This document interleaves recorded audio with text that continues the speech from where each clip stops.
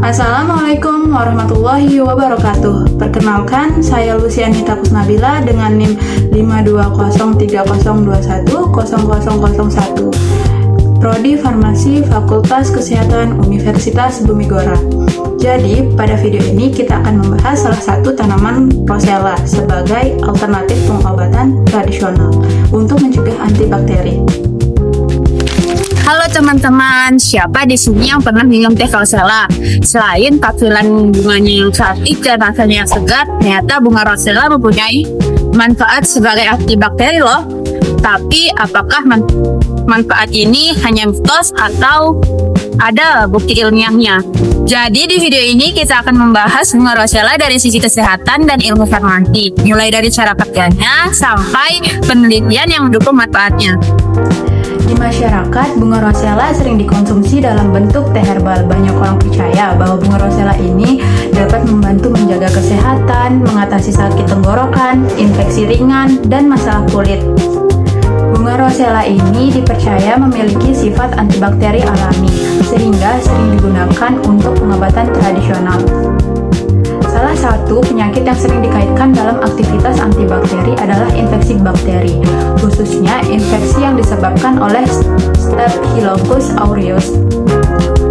Bakteri ini bisa hidup di kulit dan hidung manusia. Namun, jika daya tahan tubuh menurun dan terdapat luka, bakteri ini dapat berkembang dan dapat menyebabkan infeksi kulit, bisul, dan luka bernanah. Masalah lain yang sering muncul adalah resistensi antibiotik, sehingga diperlukan alternatif dari bahan alam sebagai pendukung pengobatan. Bunga rosella ini memiliki nama ilmiah yaitu Hibiscus sabdariffa.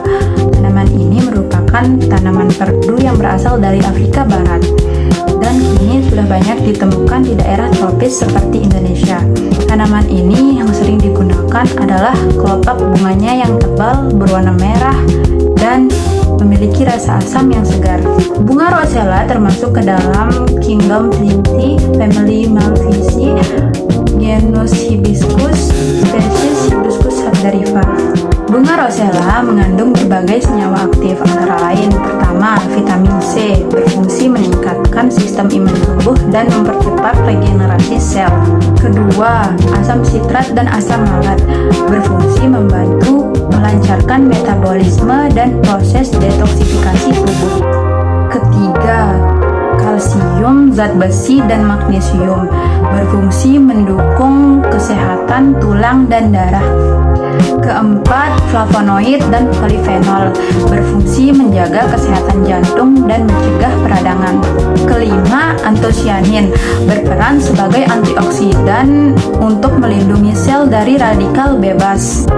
Kandungan dalam bunga rosella bekerja dengan beberapa cara. Yang pertama, merusak dinding dan membran sel bakteri. Yang kedua, menghambat kerja enzim bakteri. Yang ketiga, menyebabkan kebocoran sel bakteri. Akibatnya bakteri mati dan tidak berkembang.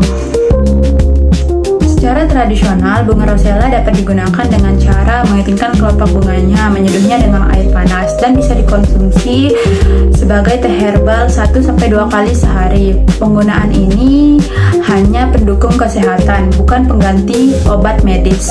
Penelitian membuktikan bahwa ekstrak bunga rosella bisa menghambat bakteri Staphylococcus aureus, bahkan paling efektif di konsentrasi 85%. Jadi bunga rosella ini bukan cuma warnanya yang cantik, tapi juga punya potensi sebagai antibakteri alami.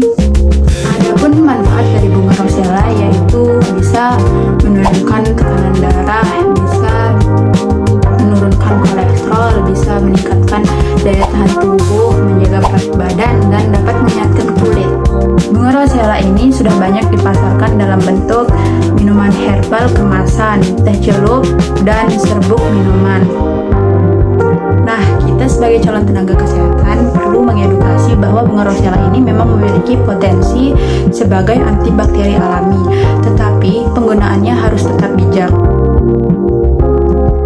Untuk infeksi yang berat, pengobatan medis dan konsultasi dengan tenaga kesehatan sangat diperlukan.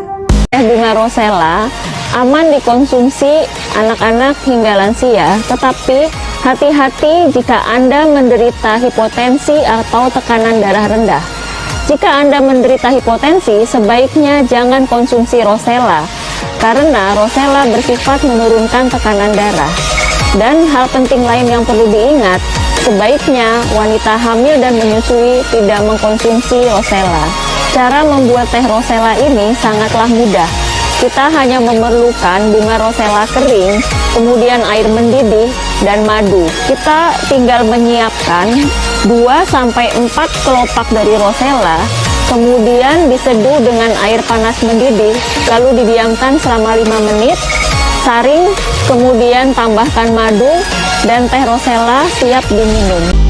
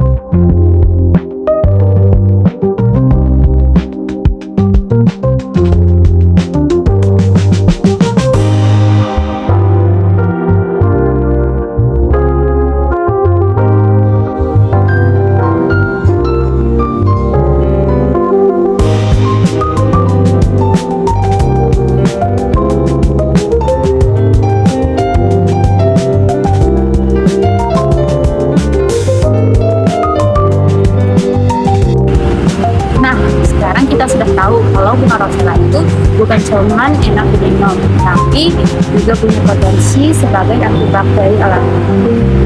Tapi ingat ya, meskipun herbal, penggunaannya harus tetap bijak dan tidak boleh menggantikan obat dari dokter untuk infeksi yang serius. Terima kasih sudah menonton.